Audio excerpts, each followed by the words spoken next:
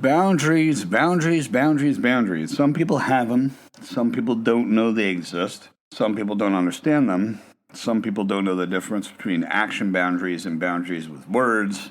But anyway, today's topic is when your boundaries make people cringe. I'm Mario Leone. This is the Voices of Victory channel. Welcome, and don't forget to click on the Podbean link in the description. That will take you over to the Patreon so we could actually grow together on this channel. It's always good to have your support, and it's always appreciated. And I want to continue to bring absolute joy and change to people's lives. So here's the deal. I want to bring it right to your dinner table right now, or if you're at breakfast, then that's fine too. If your boundaries make other people cringe, good, awesome. You're actually getting somewhere in life. And that real reaction is awesome. And guess what? It means something very important. It means that something has changed in your life. Those people in the past that had access to you or agreed with you or wanted control in some way, and now they're not getting it anymore. So cringe on them. Awesome. Fantastic. Because a lot of discomfort around boundaries isn't really about you. It's about you doing something. It's not about you doing something wrong. You might take it that way. You might feel that it's something you're doing wrong, like, oh, I'm being mean or something. No, there is no mean. It's how you're valuing yourself. I need you to understand that very clearly. It's how you value yourself, how you value your time, because if you are seen as a person of value in some way, shape, or form, some people do indeed try to take advantage. So it's about other people adjusting their limits because they don't have access to you anymore. That's how it goes down. It's absolutely awesome. Pat yourself in the back because you've just created someone else's cringe. And you know what? You should stand in that as strength. I would totally remove the word cringe and we could just throw down uncomfortable because that's the reality of it. And we can think of cringe as uncomfortable. So when you start setting those boundaries, and remember, boundaries are not just verbal. They're verbal and they're actions as well.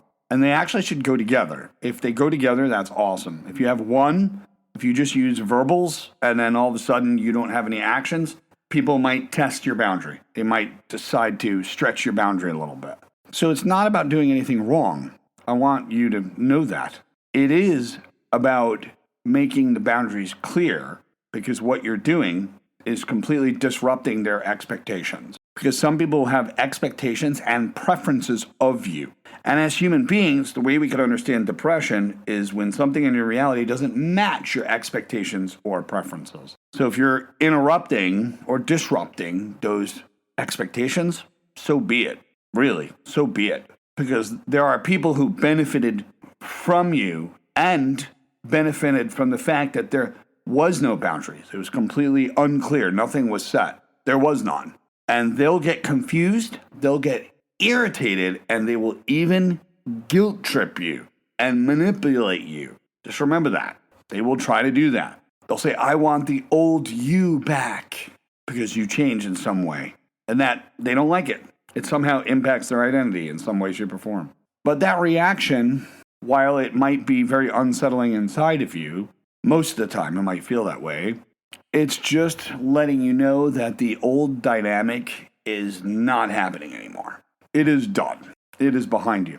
So what exactly are people reacting to when they cringe at your boundary? It's a solid question. And why does uncomfortability rear its ugly head or appear when you start actually respecting yourself? Think about that. So I want you to know and understand today that when you set a boundary, you are essentially taking your own personal rules into account. You're starting to understand that they're important. You're starting to recognize that your time, your energy is important. Because I want to share with you, there is a difference between time and energy. When we start to look at your energy, your efforts, think of it as your effort towards something, people may need that. And they might try to rope you in on certain ideas. But you're rewriting the rules. You're rewriting the rules and how other people actually have access to you. And there are people that will not be direct enough to argue with you directly. So what they will try to do is manipulate you slowly. And they're going to be uncomfortable. And they're going to hope that your boundaries somehow get weaker over time. So that is where things get cringe. That's where things get uncomfortable because it gets misread and misunderstood of what did I do? Did I do something wrong? No, you actually had a boundary. But in reality, it can be understood as that person no longer has access to something. And I was getting used to it. I was very used to having no boundaries. And people will look at boundaries and be like, no, you're being mean. Or having boundaries is mean. No, I want to make it very clear that having boundaries is valuing your energy, valuing your time, and valuing your heart. And that is where it gets crucial. Because what matters is whether the boundary is connected to your values and how you actually want to live, not how they want you to live. Not whether it keeps everyone else comfortable and gives everybody else the old you, when in actuality, you don't want to go there anymore. Past is in the imagination. And at some point, you got to grip right into the present. And you got to set the trend now for what you want to happen going forward. Most important. So I want to make you very clear that when you take this on, the goal isn't to make people feel uncomfortable with your boundaries. That's not the idea at all. The goal is to make your boundaries so clear that you never, ever, ever, ever abandon who you are to keep other people comfortable and to keep them in your life. Now, if you bend your boundaries because you fear losing them, like you fear, oh, if I have boundaries, I'm going to lose them in some way, shape, or form, then what happens is you take your identity and you throw it right out the window. You have to have that courage to be disliked. You have to be able to take the risk and have those boundaries, because if you don't, people will keep pushing their luck.